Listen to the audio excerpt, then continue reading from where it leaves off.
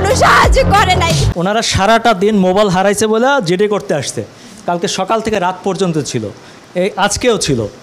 এই 2 দিনে একটা জিডি কেন হলো না থানায়?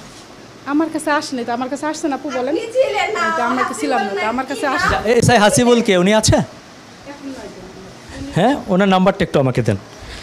মানে একটা শোনেন আপা, একজন প্রতিবন্ধী না, সে যদি এখানে সেবা না পায় এটা তো হওয়া উচিত না।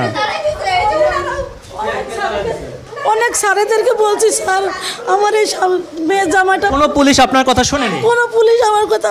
ওসি সাহেব কে আছে? ওসি সাহেব আছে? নারায়ণগঞ্জ একটু ফোন করেন। একজন মানুষ সে হচ্ছে গরিব মানুষ, সে পড়াশোনা জানে না, তার স্বামী প্রতিবন্ধী, সে তো অনলাইন অফলাইন বুঝবে না। আপনারা থানা থেকে কেন তাকে সহযোগিতা করলেন না? মাননীয় প্রধানমন্ত্রীর নির্দেশ আছে যে প্রতিবন্ধীদেরকে সর্বোচ্চ প্রায়োরিটি দিতে হবে, যে কোনো জায়গায় তাদের যাতে প্রতিবন্ধকতা না হয়, তাদের কাজ সবার আগে হবে। মাননীয় প্রধানমন্ত্রী এটা বলার পরেও সেই নির্দেশ আপনারা কেন বাস্তবায়ন করলেন না? আরে ভাই আমি বলি, আমি আমার বাসাতে সন্ধ্যার সময় আমি আপনার সাথে দেখা করতে চাই, আপনার নাম্বার দিয়ে আমাকে ফোন দেন। আপনি আমার সাথে দেখা করা জরুরি না, আপনি আমাকে বলেন একজন প্রতিবন্ধী কেন আপনার থানায় এসে সেবা পেল না?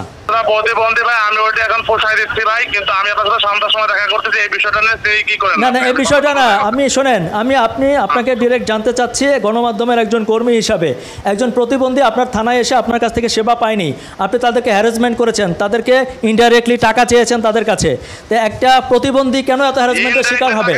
আমি এদের টাকা দেবো কেন ভাই? এটা তো ইম্পসিবল বিষয় বলতেছেন না। আচ্ছা, ওনাদেরকে এত অনলাইন অফলাইন বোঝানোর কোনো দরকার আছে না? সেটা এখান থেকে করে দিবে তো, এটা তো কালকে বলেই দেওয়া হয়েছে, করে দিবে না কেন? সেটা হয় না, এবং আপনাদের যে এসআই সে নাকি ওনাদের কাছে টাকা চাইছে ইনডাইরেক্টলি। এটার কোনো সুযোগ নেই।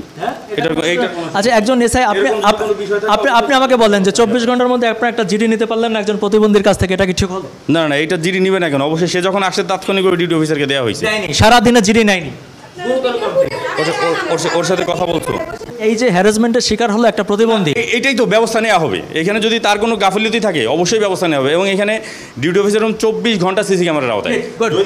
আমি আপনাকে সিসি ক্যামেরা দেখাতে চাই যে ওনার সারাটা দিন এখানে বসে ফুটেজ দেখে অবশ্যই ব্যবস্থা নিব। না, আর তো সারাদিন দেখার, যেমন আমি তো ওনাকে আর কালকে খেয়াল করিনি।